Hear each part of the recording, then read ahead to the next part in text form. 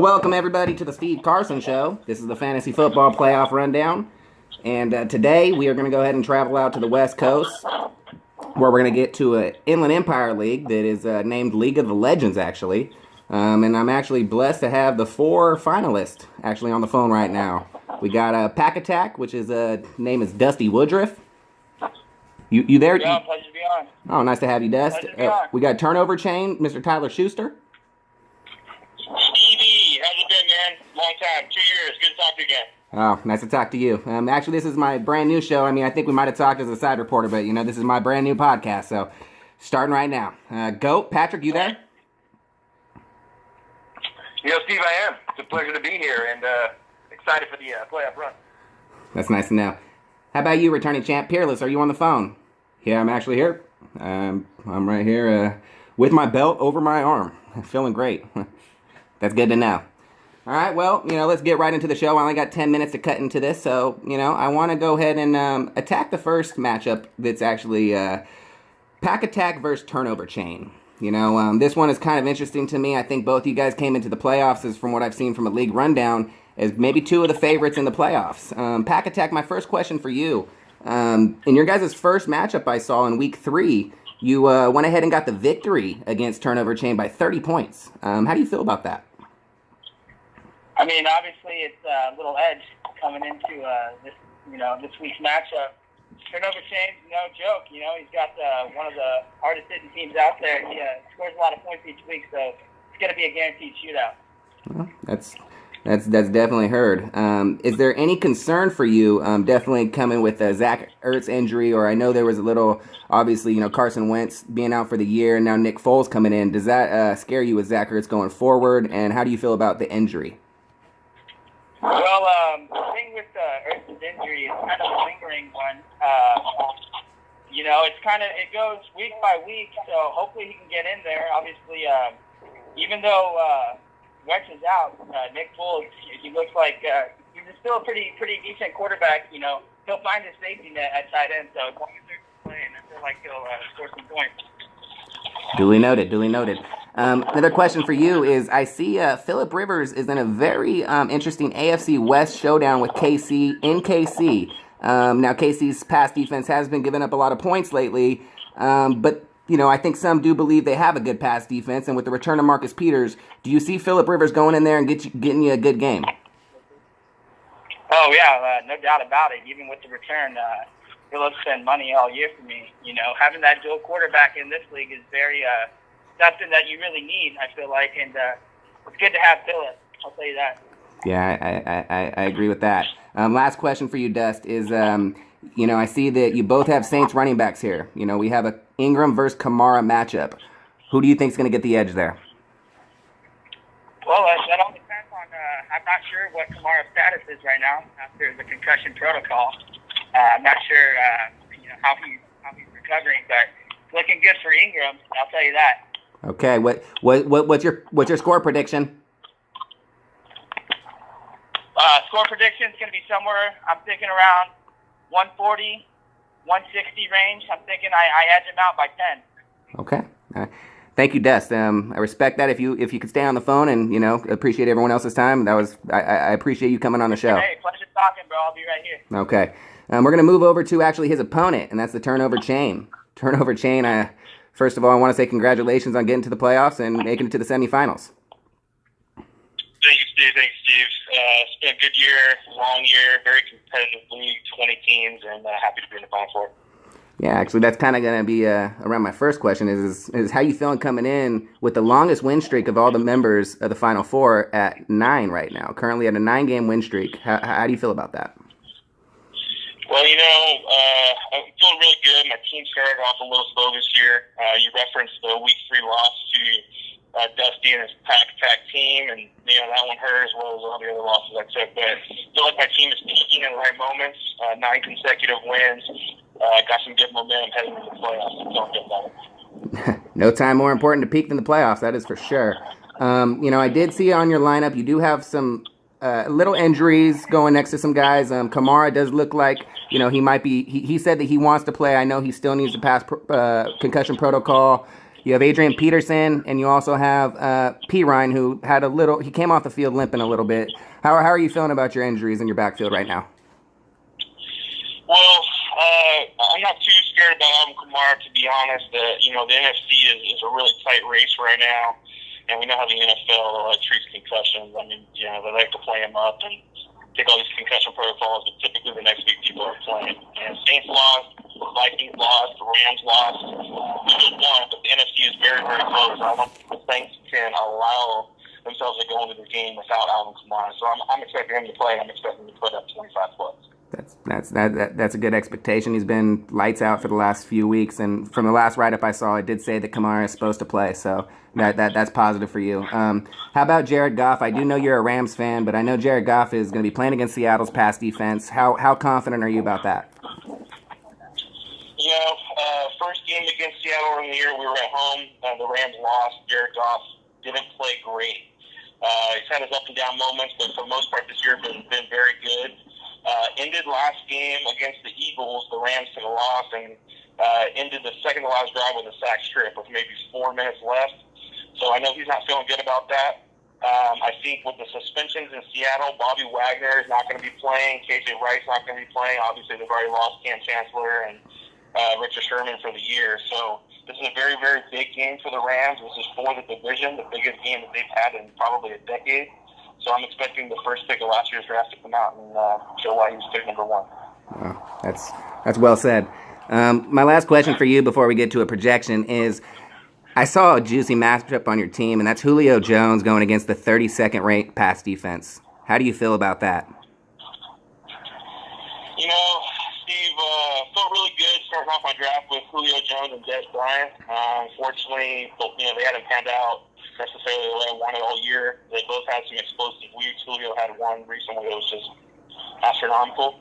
But again with the NFC and the Falcons in the hunt for the wild card race, I think they're going to have to force feed him. I think he's going to get 10 to 12 targets, and I think he turns that into at least 20 to 30 fantasy points for me. Nothing more important than that to justify that pick in the playoffs. For the last thing, I just need a projection. What's going to happen with you and Dusty?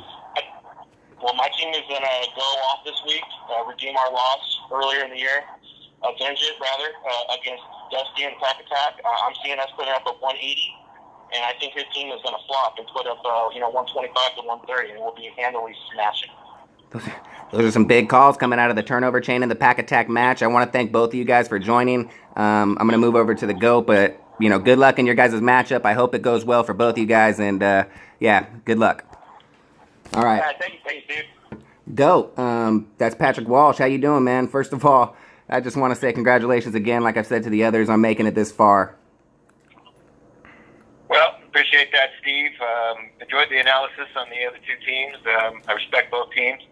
Not quite sure how things will pan out, but I definitely agree that the Saints are definitely going to play Alvin Kamara because the NFL's concussion protocols like something we've never seen. They would have let JFK go back inside the parade. So Kamara's going to get. That's funny. That is funny.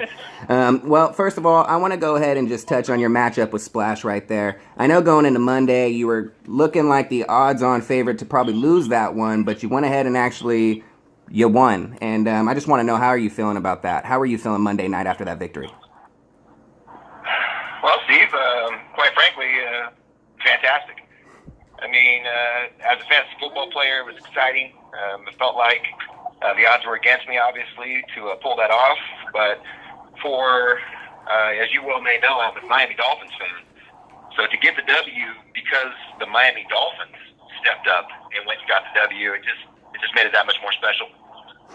Well, I mean, it actually kind of just rounds me right into my next question, because my next question was literally how excited are you about Mr. Drake taking on the worst run defense in one of your most important matchups this year?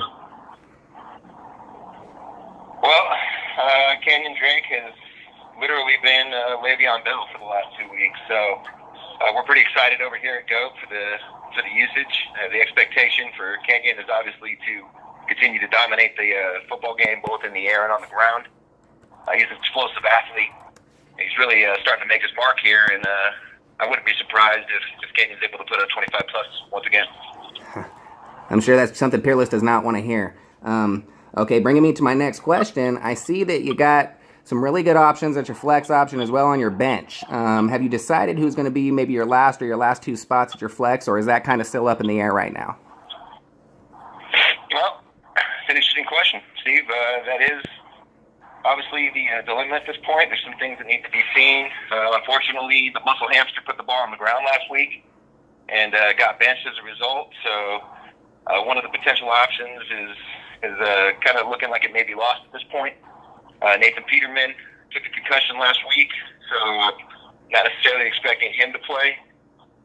So, yeah, I'm going to have to kind of see how it goes. The expectation at this point is probably that, of course, Cooper Kupp will be the guy that rides the wave, maybe along with Mr. Wayne Gallman.